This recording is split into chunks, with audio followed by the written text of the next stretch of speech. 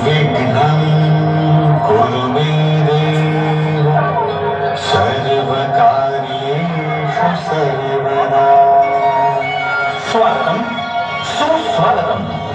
शिवसंकल्पांच्या ओंजळीला सिद्धीचं वरदान प्रदान करणारे मंगलमूर्ती श्री गणराज उपस्थित सर्व गणेश भक्तांचं हार्दिक स्वागत करत आहे।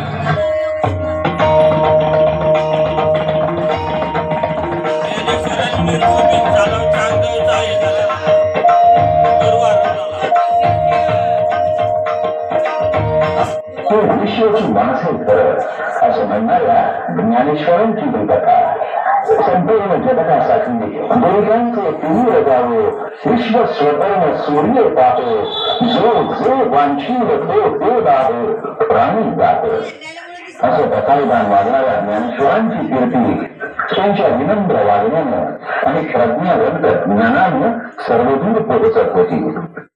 श्रेष्ठ योगीराज चांदीवांपर्यंत ती पोहोचली। चांदीवांना आपल्या आत्मज्ञानाचा गर्व होता। त्यांनी ज्ञानरूपांना ऊर्जपत्र पाठवलं।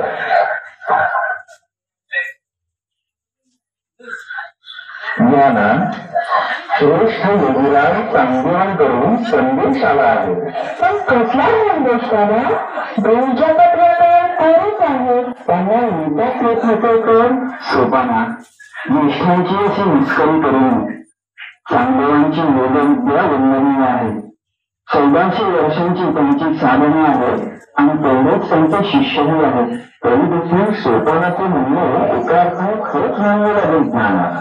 त्यांनी पत्र लिहावयास तर घेतले असेल, तथापि ते तुला किरकोळ रूप मिळू शकत नाही, कारण तू वयाने लहान आणि चिरंजीव लिहावं तर त्यांचा अभिमान आला असेल म्हणून मग अखेर कोरच पत्र पाठवलं असतं। सोपाना त्याच दुर्जपत्रावर त्यांना उत्तर पाठव। म्हणाले, संपूर्ण विश्वाचा चालक तुमचे ठाई आहे, त्याच्याजवळ लहान थोर असा भेद नाही। त्या विषयीच्या आतल्या पोरानं रेडामुखी वेद बदलले तसे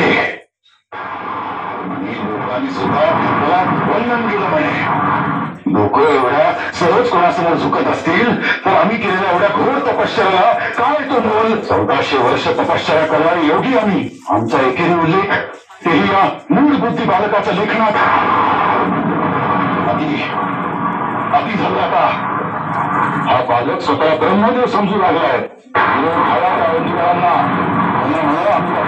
स्वतः समक्ष भेटायला येतोय, तेव्हा म्हणे गायांचा अर्थ सांग, नाही तर आमच्या पायावर लोटांगण घाल। बघतोच आम्ही हा ज्ञानेश्वर कुठल्या ज्ञानाचा ईश्वर आहे ते। दादा चालले आले। दादा ते वाघावरून आले, आपण त्यांना कसं सामोरं जायचं? आपण या भिंतीलाच विनंती करू।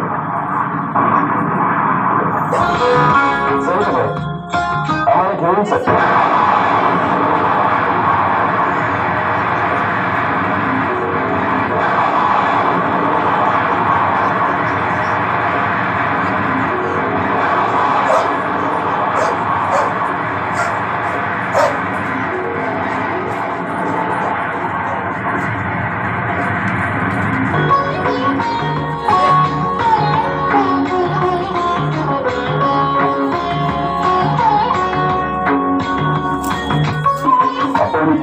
हा प्रश्न या सामान्याने पडला असेल कदाचित, तर आपण ईश्वर अवतार आहात, तुम्ही चांगलंच जाणतो आणि ओळखलेलं आहे। ज्ञानाच्या त्या खुंजाने त्यांचे डोळे फुटले आणि भगवानी दाखवलेल्या आत्मज्ञानाच्या साक्षात्काराने चांदीवांचा गर्व अभिमान लोप पावला।